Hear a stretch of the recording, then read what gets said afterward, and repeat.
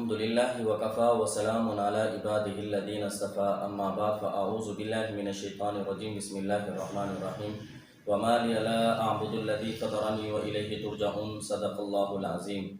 23ویں پارے کا آغاز ہو رہا ہے۔ 22ویں پارے کے آخر کے اندر اللہ تعالیٰ نے دو رسولوں کا واقعہ بیان کیا جنہیں ایک بستی کی طرف بھیجا تھا۔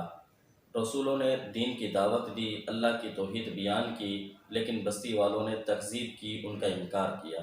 پھر اللہ تعالیٰ نے ایک اور تیسرے رسول کو ان کی قوت اور تائید کے لیے بھیجا۔ جب بستی والوں نے تینوں رسولوں کی تکذیب کر دی اور تینوں کی باتوں کو نہ مانا اور خفیہ طور پر رسولوں کو قتل کرنے کا ارادہ کیا، وَجَاءَ رَجُلٌ مِّنْ أَقْصَى الْمَدِينَةِ يَسْعَىٰ قَالَ يَا قَوْمِ اتَّبِعُوا الْمُرْسَلِينَ۔ بستی کے دوسرے کنارے پر ایک مومن جو ان رسولوں کی باتوں کو مانتا تھا، ان پر ایمان لا چکا تھا، اسے یہ بات پتہ چلی کہ قوم بستی والے رسولوں کو نقصان پہنچانا چاہتے ہیں، تو وہ دوڑا ہوا آیا اور آ کر قوم کو سمجھایا، قوم کے سامنے توحید بیان کی اور شرک کی مذمت بیان کی، لیکن قوم نے، بستی والوں نے اس شخص کو بھی شہید کر دیا۔ شہادت ملنے کے بعد جب اللہ تعالیٰ نے اسے جنت میں داخل کیا تو اس نے اظہار افسوس کرتے ہوئے کہا، کاش کہ میری قوم کو معلوم ہوتا اللہ تعالیٰ نے جنت کے اندر ایمان والوں کے لیے کیا کیا انعامات جمع کیے ہیں۔ وَمَا أَنزَلْنَا عَلَىٰ قَوْمِهِ مِن بَعْدِهِ مِن جُندٍ مِّنَ السَّمَاءِ وَمَا كُنَّا مُنزِلِينَ۔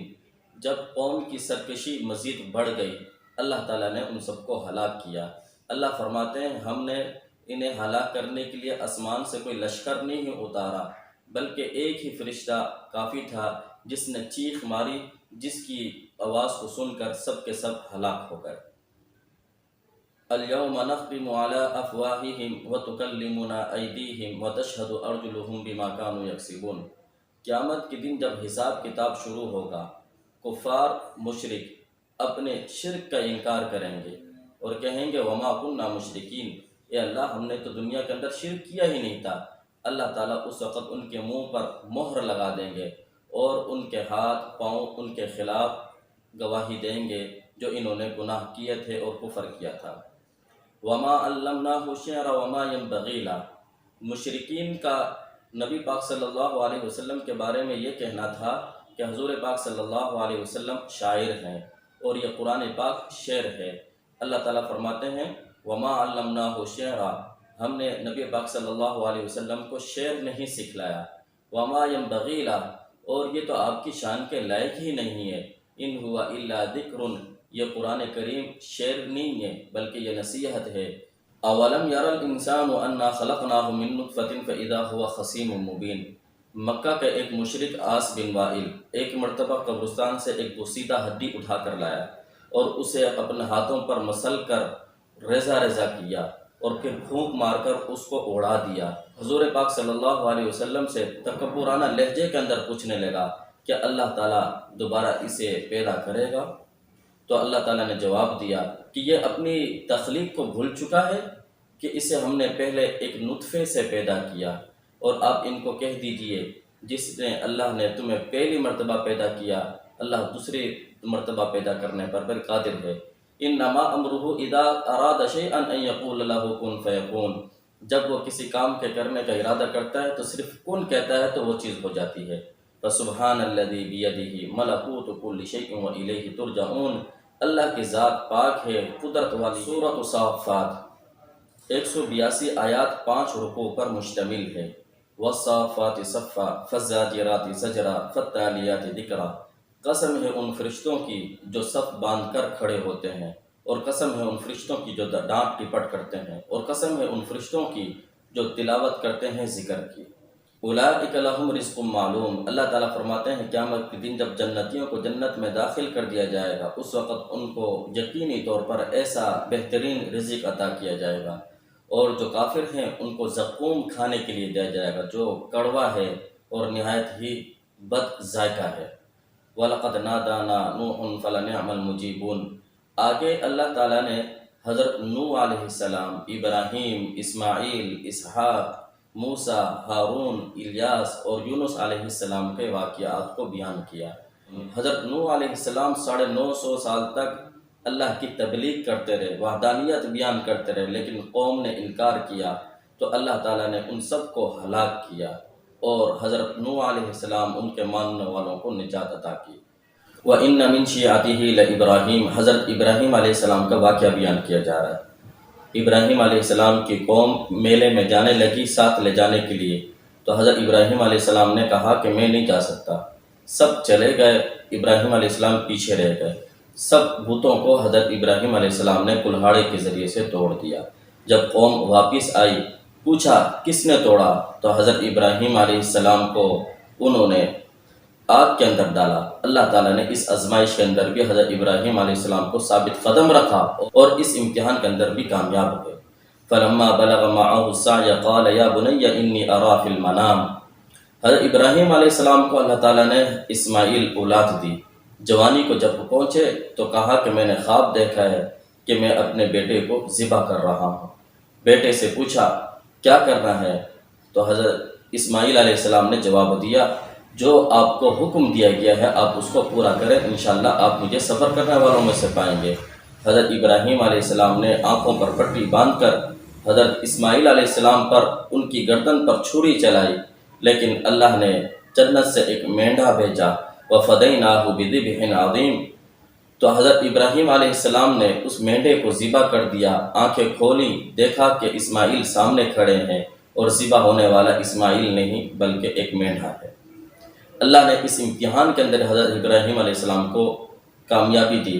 اس امتحان کے اندر بھی حضرت ابراہیم علیہ السلام کامیاب ہوئے۔ آگے اللہ تعالیٰ نے حضرت موسیٰ علیہ السلام، ہارون علیہ السلام، الیاس علیہ السلام کا واقعہ بیان کیا، اور ضمن میں حضرت لوط علیہ السلام کا واقعہ بیان کیا۔ اللہ تعالیٰ نے ان کی قوم کو ہلاک کیا اور لوط علیہ السلام اور ان کے ماننے والوں کو بچا لیا۔ وَإِنَّ يُونُسَ لَمِنَ الْمُرْسَلِينَ إِذْ أَبَقَ إِلَى الْفُلْكِ الْمَشْحُونِ، حضرت یونس علیہ السلام کو اللہ تعالیٰ نے ایک قوم کی طرف نبی بنا کر بھیجا۔ قوم کو مسلسل توحید کی دعوت دیتے رہے، لیکن قوم نے مسلسل انکار کیا، گناہوں سے توبہ نہیں کی۔ تو حضرت یونس علیہ السلام نے کہا اگر اب بھی تم نے اپنے گناہوں کی توبہ نہیں کی، 3 دن کے اندر تمہارے اوپر عذاب آئے گا۔ 2 دن گزر گئے، قوم نے پھر بھی توبہ نہیں کی۔ تیسری رات حضرت یونس علیہ السلام اس نیت سے، کیونکہ صبح کے وقت ان کو پر عذاب آئے گا، انہوں نے توبہ نہیں کی، خود اس بستی کو چھوڑ کر چلے گئے۔ قوم نے جب یہ بات دیکھی کہ یونس علیہ السلام بستی سے نکل چکے ہیں، فوراً توبہ کی، استغفار کیا۔ عذاب آنے سے پہلے ہی اللہ تعالیٰ نے ان کی اس توبہ کو قبول کر لیا، اور حضرت یونس علیہ السلام چونکہ اللہ کے حکم کے بغیر بستی کو چھوڑ چکے تھے، کشتی میں بیٹھے، کشتی بھنور میں پھنسی اور پھر مچھلی کے پیٹ میں چلے گئے۔ 40 دن تک مچھلی کے پیٹ میں رہے۔ لا الہ الا انت سبحانک انی کنت من الظالمین، اس آیت کا ورد کرتے رہے، اللہ کی طرف متوجہ رہے۔ اللہ تعالیٰ نے ان کی دعاؤں کو قبول کیا اور مچھلی کے پیٹ سے باہر آ گئے۔ فاستفتہم لربک البنات ولہم البنون، مشرکین کا ایک عقیدہ تھا کہ فرشتے اللہ تعالیٰ کی بیٹیاں ہیں، اس عقیدے کو رد کیا جا رہا ہے۔ اللہ تعالیٰ فرماتے ہیں کہ یہ بھی کوئی انصاف کی بات ہے، اپنے لیے مشرکین بیٹیاں پسند نہیں کرتے، اگر بیٹی ہو جائے شرم کے مارے اسے زندہ دفن کر دیتے ہیں، تو اللہ کے لیے کیسے بیٹیاں تجویز کرتے ہیں؟ اللہ کو نہ بیٹوں کی ضرورت نہ بیٹیوں کی ضرورت۔ سبحان ربک رب العزت عما یصفون، اللہ کی ذات تو ان تمام چیزوں سے پاک ہے جسے یہ لوگ بیان کرتے ہیں۔ سلام علی المرسلین، سلامتی ہو رسولوں کو اوپر، والحمد للہ رب العالمین، اور تمام تر تعریفیں صرف رب العالمین کی ہیں۔ سورۃ صاد 88 آیات 5 رکوع پر مشتمل ہے۔ صاد والقرآن ذی ذکر، اللہ تعالیٰ نے قرآن کریم کی قسم اٹھائی، قرآن کی عظمت کو بیان کیا کہ یہ قرآن کریم نصیحت والی کتاب ہے۔ اجعل الآلہۃ الہ واحدہ، اس آیت کا شان نزول یہ ہے، کچھ لوگ ابو طالب کے پاس آئے اور آ کر کہا کہ تمہارے بھتیجے ہمارے بتوں کے بارے میں، ہمارے خداؤں کے بارے میں برا بھلا کہتے ہیں، آپ انہیں سمجھائیں، آپ انہیں منع کریں، اگر یہ اپنے دین پر رہتے ہیں تو رہیں، ہمیں کوئی مسئلہ نہیں، لیکن ہمارے دین کے معاملے میں ہمیں کچھ نہ کہیں۔ تو حضور پاک صلی اللہ علیہ وسلم کو ابو طالب نے جب یہ بات کہی تو حضور پاک صلی اللہ علیہ وسلم نے انہیں کہا میں انہیں ایک ایسی بات نہ بتاؤں، اگر یہ سب لوگ اس بات پر آ جائیں تو تمام عرب اور عجم ان کی اتباع کریں گے۔ سب نے کہا وہ کون سی بات ہے؟ حضور پاک صلی اللہ علیہ وسلم نے فرمایا لا الہ الا اللہ، صرف ایک خدا کو مان لو، تمام عرب اور عجم تمہاری اتباع کرے گا۔ اجعل الآلہۃ الہ واحدہ، تمام کافروں نے کہا کہ ہم سب خداؤں کو چھوڑ کر صرف ایک خدا کو مان لیں، ان ھذا لشیء عجاب۔ واذکر عبدنا داؤد ذا الایید، حضرت داؤد علیہ السلام اور آگے حضرت سلیمان علیہ السلام کا واقعہ بیان کیا جا رہا ہے۔ اللہ تعالیٰ فرماتے ہیں ہم نے حضرت داؤد علیہ السلام کو قوت دی، طاقت دی، تسبیح کرتے تھے، اللہ کی حمد بیان کرتے تھے، اور جب اللہ کی حمد اور ثنا کرتے، چرند پرند سارے حیوانات جمع ہو کر ان کے ساتھ اللہ کی حمد اور ثنا میں مشغول ہو جاتے تھے۔ اللہ تعالیٰ نے ان کو تخت و تاج بھی دیا، ان کو سلطنت بھی دی، حکومت بھی دی، اور فیصلے کرنے کا اللہ تعالیٰ نے ان کو ایک قوت اور ملکہ بھی عطا کیا تھا۔ اذ عرض علیہ بالعشی صافنات الجیاد، حضرت سلیمان علیہ السلام کو اللہ تعالیٰ نے نبوت بھی دی، طاقت بھی دی تھی۔ حضرت سلیمان علیہ السلام کو اللہ تعالیٰ نے حکومت بھی دی، ایسی حکومت دی کہ آج تک ایسی حکومت کسی کو نہیں ملی۔ لیکن ایک مرتبہ ایسا ہوا، حضرت سلیمان علیہ السلام نے کچھ گھوڑے جہاد کے لیے پالے ہوئے تھے۔ ایک دن ان کی نگرانی کی، ان کا معائنہ کرنے کے لیے ان گھوڑوں کو دیکھنے کے لیے گئے۔ عصر کی نماز قضا ہو گئی، ان گھوڑوں کو سب اللہ کی رضا کی خاطر سب کو ذبح کر دیا کہ ان گھوڑوں کی وجہ سے میری نماز قضا ہوئی ہے۔ اللہ تعالیٰ نے ہواؤں کو ان کے تابع کر دیا۔ وَاذْكُرْ عَبْدَنَا ایوب، حضرت ایوب علیہ السلام کو اللہ تعالیٰ نے ایک آزمائش میں مبتلا کیا۔ حضرت ایوب علیہ السلام نے صبر کی اور ان کی بیوی نے ان کا ساتھ نہیں چھوڑا، اس آزمائش میں ان کے ساتھ ڈٹی رہیں، ان کے ساتھ رہیں۔ ایک مرتبہ شیطان انسانی شکل میں آیا، بیوی کو آ کر کہا میں تمہارے شوہر کا علاج کرتا ہوں، جب یہ صحت یاب ہو جائے تو یہ کہنا فلاں حکیم نے اسے شفا دی ہے۔ جب یہ بات حضرت ایوب علیہ السلام کو پتہ چلی تو حضرت ایوب علیہ السلام نے کہا یہ تو شیطان تھا، اور غصے ہوئے اپنی بیوی کے اوپر، اور پھر قسم اٹھائی میں جب صحت یاب ہو جاؤں گا تمہیں 100 ڈنڈے لگاؤں گا۔ جب حضرت ایوب علیہ السلام صحت یاب ہو گئے تو فکر مند ہوئے، اپنی قسم کو پورا کرتا ہوں تو نیک بیوی کو ڈنڈے مارنے پڑیں گے، اور اگر قسم کو پوری نہیں کرتا تو پھر اس کا حل کیا ہوگا؟ اللہ تعالیٰ نے اس کا حل بتایا، ایک جھاڑو لو، اس کے 100 تنکے ہوں، اس 100 تنکے والے جھاڑو کو ایک مرتبہ جسم کے ساتھ ہلکا سا لگا دو، اس سے آپ کی قسم بھی پوری ہو جائے گی اور بیوی کو زیادہ نقصان بھی نہیں پہنچے گا۔ اور پھر اس صورت کے آخر کے اندر اللہ تعالیٰ نے حضرت آدم علیہ السلام کا واقعہ بیان کیا، ان کی تخلیق کس طرح ہوئی۔ پھر اس کے بعد فرشتوں کو حکم دیا گیا سجدہ کریں، ابلیس نے انکار کیا اور ابلیس اللہ کی بارگاہ سے مردود اور لعین ہو کر واپس لوٹا۔ سورۃ الزمر 75 آیات 8 رکوع پر مشتمل ہے۔ زمر جماعت کو کہتے ہیں، آگے 2 جماعت ایمان والوں کا اور کافروں کا تذکرہ آ رہا ہے، اسی وجہ سے اس کا نام سورۃ الزمر رکھا گیا۔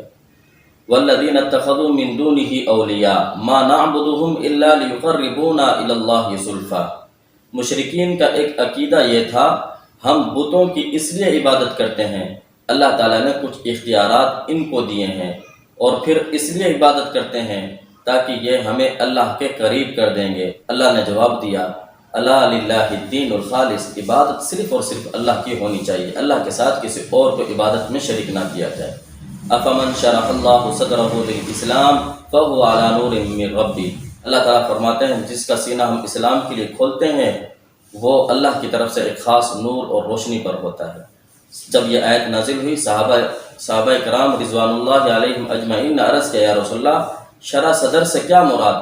تو آپ صلی اللہ علیہ وسلم نے ارشاد فرمایا اللہ تعالیٰ اس کے دل کو وسیع کر دیتے ہیں، احکامات شریعہ سمجھنا اس کے لیے آسان ہو جاتا ہے، اس پر عمل کرنا اس کے لیے آسان ہو جاتا ہے۔ ضرب اللہ مثلا رجلا فیہ شرکاء متشاکسون ورجلا سلما لرجل، اس آیت کے اندر اللہ تعالیٰ نے موحد اور مشرک کے درمیان فرق کو مثال کے ذریعے سے ثابت کیا، اور یہ بتایا مشرک ہر وقت پریشانی میں ہوتا ہے اور موحد کو کوئی پریشانی نہیں ہوتی۔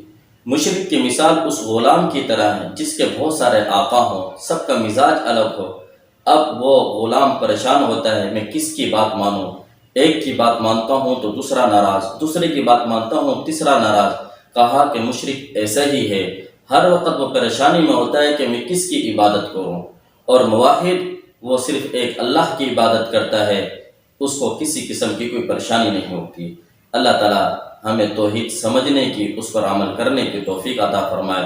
وآخر دعوانا ان الحمد للہ رب العالمین۔